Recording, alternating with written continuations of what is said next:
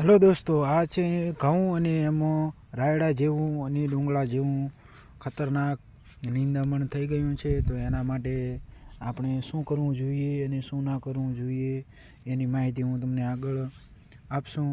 તો એના માટે વિડીયોને પૂરેપૂરો જોજો અને આ નિંદામણ કઈ રીતે નાશ થાય છે, તેના માટે કઈ દવા યુઝ કરવી અને કેવી રીતે કરવી એ તમને આગળ વિડીયોમાં જાણવા મળશે. દોસ્તો નમસ્કાર.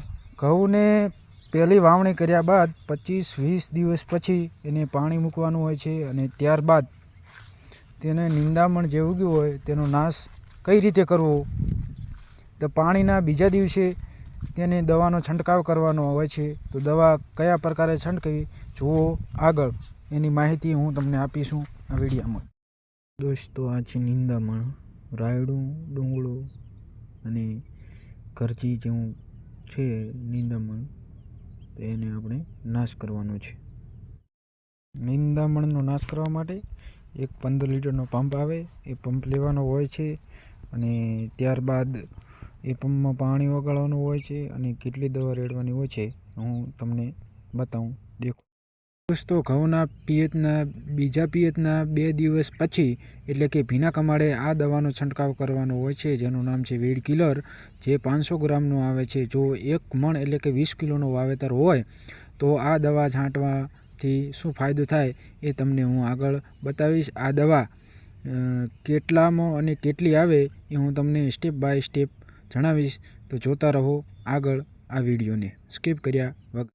નિંદામણનો નાશ કરવા માટે એક 15 લીટરનો પંપ આવે, એ પંપ લેવાનો હોય છે અને ત્યારબાદ એ પંપમાં પાણી ઓગાળવાનું હોય છે અને કેટલી દવા રેડવાની હોય છે હું તમને બતાવું. દેખો દોસ્તો, તો આ દવાને આપણે આ જે 40 ml લખેલું છે એટલી દવા લેવાની હોય છે.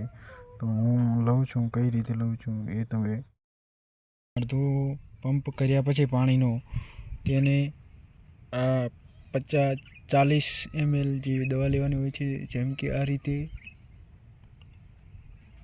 તો 40 ml દવા થઈ ગઈ છે, તમે જોઈ શકો છો.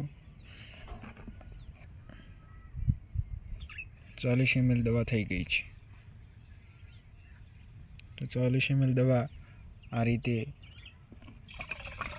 પંપની અંદર નાખવાની હોય છે અને ત્યારબાદ તેને આ દવાના બાટલાને આ રીતે ઢાંકી દેવાનું હોય છે અને દવાનો છંટકાવ શરૂ કરવાનો હોય છે પંપ ભરાઈ ગયા પછી.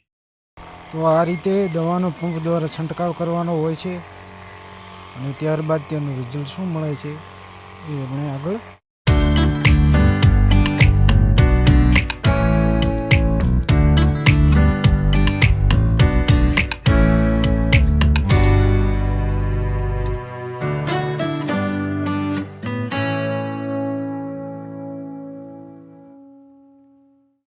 તો 2 દિવસ થઈ ગયા છે દવા છાંટ્યાની અને તમે જોઈ શકો છો નિંદામણ હાવ કમળાઈ ગયું છે.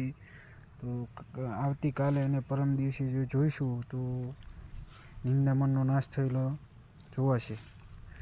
તો વિડીયો ગમ્યો હોય અને દવા યોગ્ય લાગી હોય તો વિડીયોને લાઈક કરો, કોમેન્ટ કરો અને તમે પણ આ દવાનો ઉપયોગ કરી શકો છો.